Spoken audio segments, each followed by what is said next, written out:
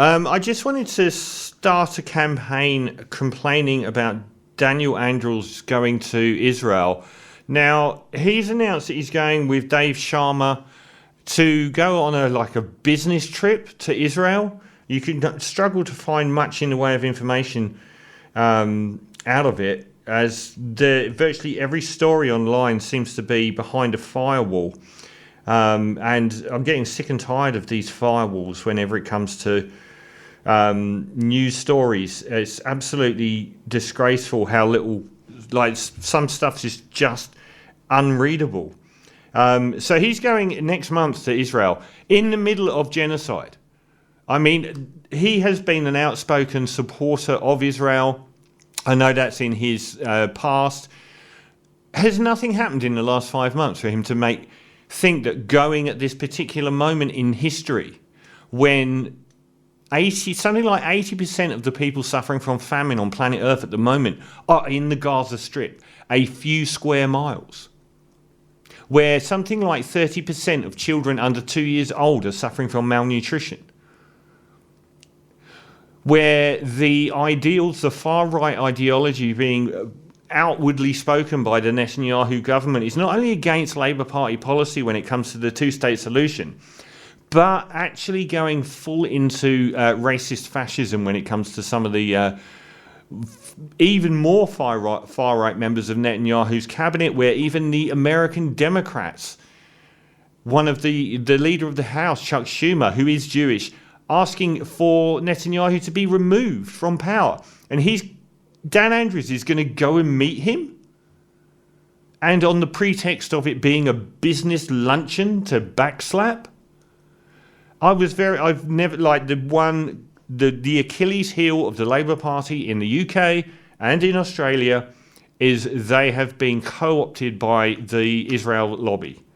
And you only have to look at the way that Jeremy Corbyn, the best Labour leader of my lifetime, was completely and utterly destroyed by the British media and his own party for one issue alone.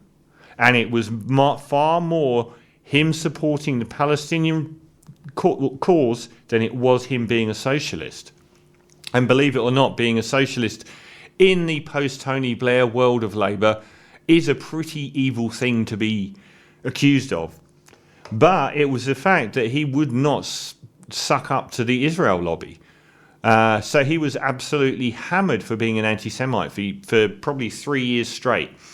Something that apparently happened in the Labour Party for the years that he was leader and then immediately stopped, and didn't happen the day before he was leader. Even though it was not him that was being accused, but the other people in the Labour Party.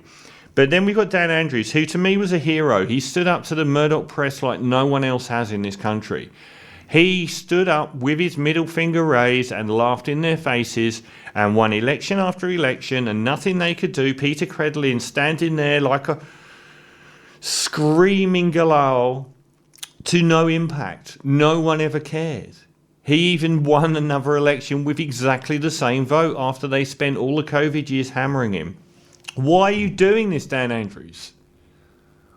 Have you no moral compunction here?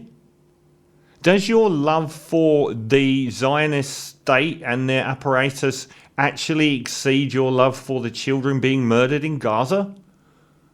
What is your Why are you going on a business trip to Israel in the middle of what many in the world are calling genocide?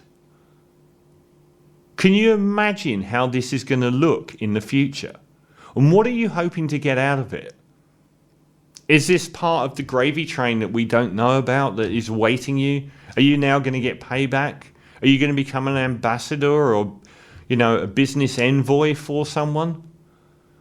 I'm disgusted, given your legacy of standing for everything that I thought was good in Labour, to actually come out and you've said many things that I found aberrant about your support, your unquestioning support for a very racist Netanyahu government in Israel. But to actually go there on a business furphy trip in the middle of the Gaza war is disgusting, and I really want to start a campaign to stop you going, or at least rub your face in what you're doing and at least get some sort of cognizant idea that you understand what you're doing and you just don't care.